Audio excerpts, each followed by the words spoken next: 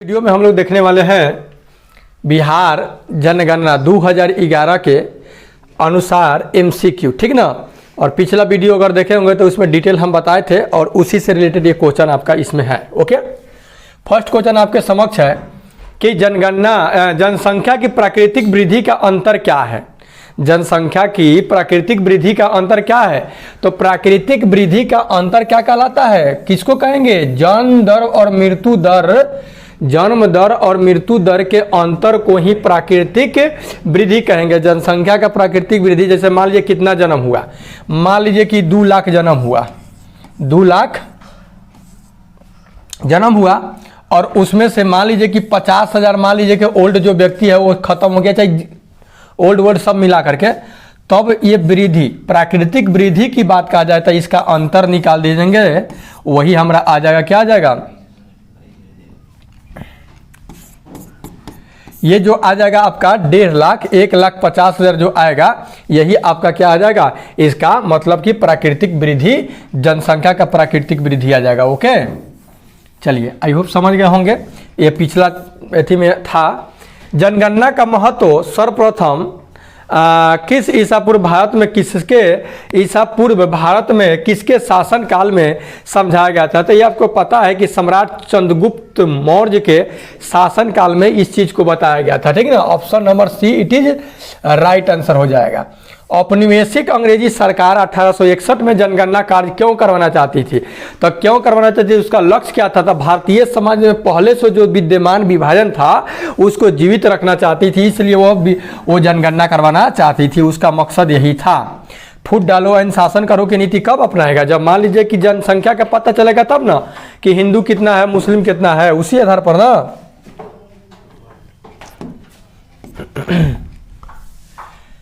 बिहार में पहला जनगणना कार्य कब हुआ था? बिहार की अगर बात कहा जाए तो 1872 से लेकर 73, क्योंकि उस समय, ठीक ना, 1873 से लेकर के 72 से 73 में बिहार में क्रमबद्ध जनगणना की शुरुआत कब हुई? मतलब क्रमबद्ध रूप से आपका 1881 से शुरू हुआ। 1881 से आपका रेगुलर, मतलब कि हर 10 वर्ष पर जनगणना होने लगा। किस वर्ष की जनगणना बिहार के स्वतंत्र अस्तित्व प्रांत के आधार पर की गई थी? तो आपका 1941 ईस्वी में। कब? 1941 ईस्वी में किस वर्ष की जनगणना बिहार की स्वतंत्र अस्तित्व प्रांत के आधार पर की गई थी? तो 1941, ठीक ना। तो अभी भी एगो समस्या ही था, क्योंकि झारखंड भी साथे में था। ओके, किस समाज शास्त्री ने जननांकी संक्रमण सिद्धांत का प्रतिपादन किया था? तो आपको पता है कि WM थॉमसन जो थे, ये आपका जननांकीय संक्रमण का क्या किए थे? सिद्धांत का प्रतिपादन किए थे।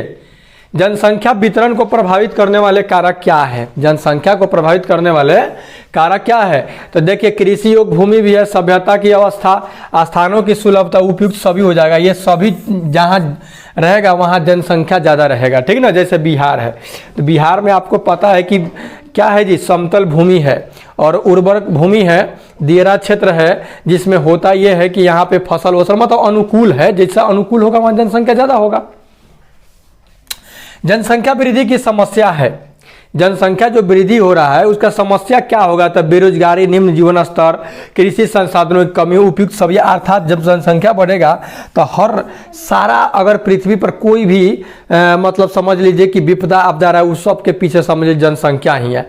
प्रदूषण हो रहा है तो जनसंख्या ही है, कृषि संसाधनों की कमी हो रहा है, सब टोटल का जनसंख्या ही होता है। ओके, ये देखते हैं आगे। किस वर्ष की जनगणना कार्य जनगणना जननांकीय संक्रमण सिद्धांत के आधार पर हुई थी?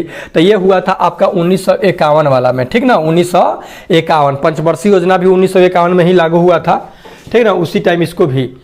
स्वतंत्रता प्राप्ति के बाद जनगणना कार्य किस अधिनियम के प्रावधानों के अनुरूप ही किया जाने लगा? तो जनगणना अधिनियम 1948 का जो आया था, इसी के आधार पर किया जाने लगा। देश जब मेरा आज़ाद हो गया 15 अगस्त 1947 को। तो ओके, नई जनसंख्या नीति की घोषणा कब की गई? तो नई जनसंख्या नीति की घोषणा आपका 15 फरवरी 2000 ईस्वी को की गई। कब? 15 फरवरी 2000 ईस्वी को। अब कल का वीडियो जो देखे होंगे ये सब क्वेश्चन को बना देंगे, ठीक ना। 2011 की जनगणना का क्रम क्या था? तो 2011 की जनगणना जो हुआ था वो कितने क्रम का था? तो वो था आपका 15वां था। कितना था जी? 15 नंबर का जनगणना आपका हुआ। जोड़ सकते हैं 1881 से। जनगणना 2011 के अंतिम आंकड़े के अनुसार बिहार की कुल जनसंख्या कितनी थी? तो 10,41,99,452 ये आंकड़ा था। ठीक ना? ऐसे एक बार दो बार देख लीजिएगा तो कन्फर्म हो जाएगा। 10,40,99,452 था। ठीक ना? यानी लगभग 10,41 लाख के बराबर। ठीक ना? बिहार की जनसंख्या देश की कुल जनसंख्या की कितनी प्रतिशत है? तो ये इंपॉर्टेंट क्वेश्चन है कि नहीं है? तो ये आपका 8.60% है। ठीक ना? पूरे देश की जनसंख्या का 8.60% क्या है आपका? बिहार की जनसंख्या जो है कुल देश की जनसंख्या का है। जनसंख्या के आधार पर बिहार का स्थान देश में क्या है? तो तीसरा नंबर पर है। जनसंख्या के आधार पर 3 नंबर में है यह बिहार। 1 नंबर में उत्तर प्रदेश, 2 नंबर में महाराष्ट्र, 3 नंबर में हमारा बिहार है। या जनसंख्या घनत्व की बात कहा जाए तो 1 नंबर में है। बिहार की जनसंख्या का दशकीय वृद्धि, दशकीय मतलब 10 वर्षों की वृद्धि का प्रतिशत क्या रहा था? तो 25.4% रहा। 25.4%। जनसंख्या वृद्धि दर बिहार का स्थान देश में क्या था? तो देश में 6ठा था। ठीक ना? देश में 6 नंबर पर था, याद रखिएगा। आइए देखते हैं आगे। जनगणना 2011 के अनुसार बिहार की साक्षरता दर का प्रतिशत क्या था? 2011 में जब जनगणना हुआ तो बिहार का साक्षरता दर कितना था? तो ये था आपका 61.8% था। कितना था? 61.8%। बिहार में पुरुष साक्षरता दर का प्रतिशत क्या था? तो पुरुष जो था 71.2% था। कितना था? एक देखिए कितना डीपली दिया हुआ है, 1 2 3 4 दिया हुआ है, तो 2 याद रखिएगा। ठीक ना? बिहार की महिलाओं में महिला साक्षरता दर कितना था? तो आपकी जबकि बीपीएससी 7 फेज वाला में पूछा ही था 54.5%, 54.5%। ठीक ना? साक्षरता दर के 10 संदर्भ में बिहार का स्थान देश में क्या है? तब 35वां स्थान है। कौन नंबर पर है? 35 नंबर पे है। ठीक है? बिहार की कुल जनसंख्या में अनुसूचित जाति जनसंख्या का प्रतिशत क्या है? अनुसूचित जाति एससी वर्ग के लोग कितने हैं? तो 15.9% है। एससी वर्ग के 15.9 है, मतलब कि 2011 की जनगणना के अनुसार है जी। ठीक है ना? अनुसूचित जाति की जनसंख्या के संदर्भ में बिहार का स्थान देश में क्या है? अनुसूचित जाति के स्थान पर, तो ये जानते हैं 3 नंबर पर है। 3 नंबर में ये मतलब कि 3 नंबर में ज़्यादा अनुसूचित जाति की संख्या बिहार में आपका है। बिहार में अनुसूचित जाति की कुल जनसंख्या कितनी है? तो कुल जनसंख्या जो है ना 16 करोड़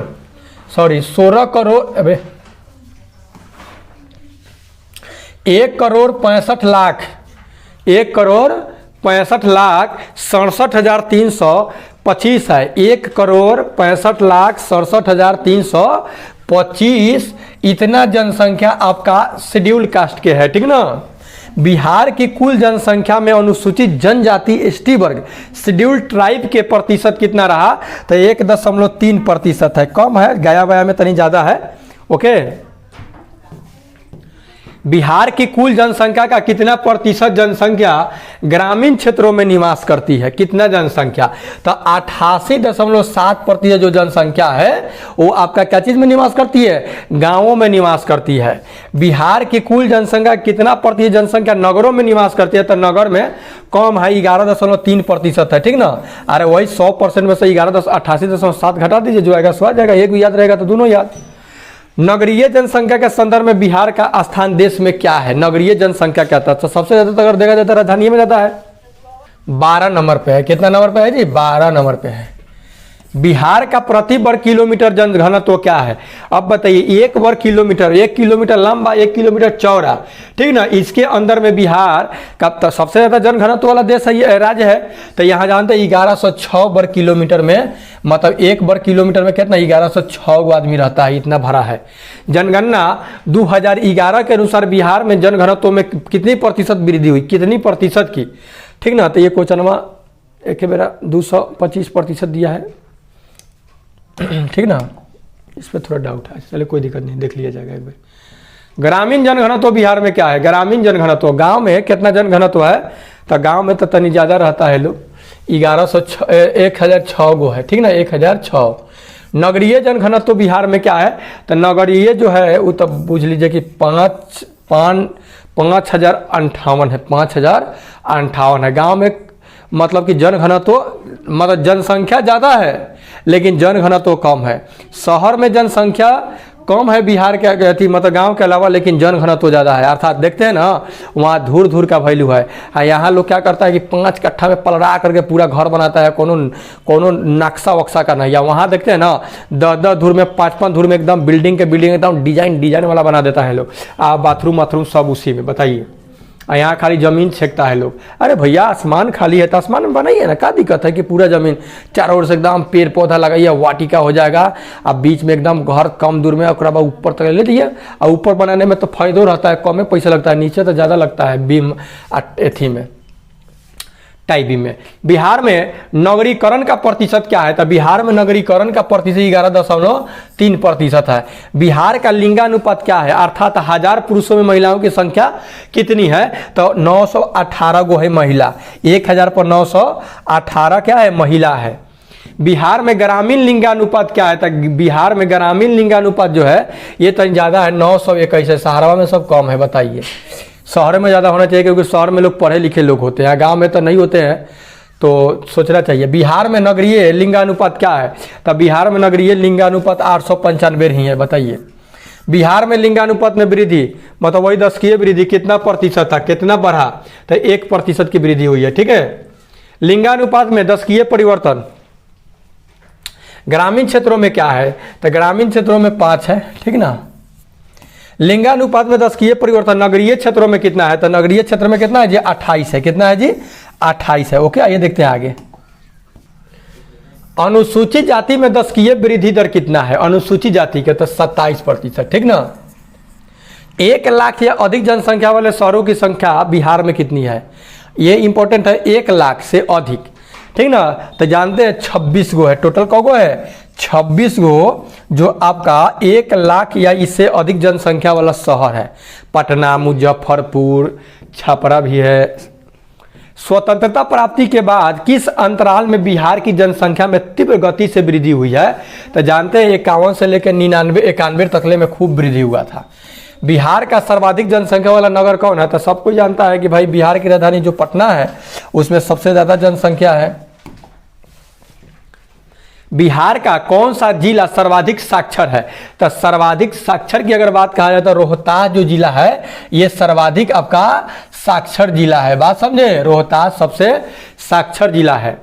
रोहतास जिला का साक्षरता दर कितना है अब बताइए? 73.4% है। 73.4% क्या है? साक्षरता दर है। बिहार का न्यूनतम जनसंख्या वाला जिला कौन है? कौम। तो कौम जनसंख्या तक पाया जाता है शेखपुरा में।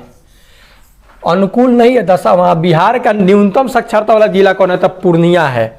सबसे ज़्यादा है आपका सबसे कम माने ये क्या है? पूर्णिया। यहाँ पढ़ा लिखा लोग बहुत कम है। बात समझे? और रोहतास में सबसे ज़्यादा है।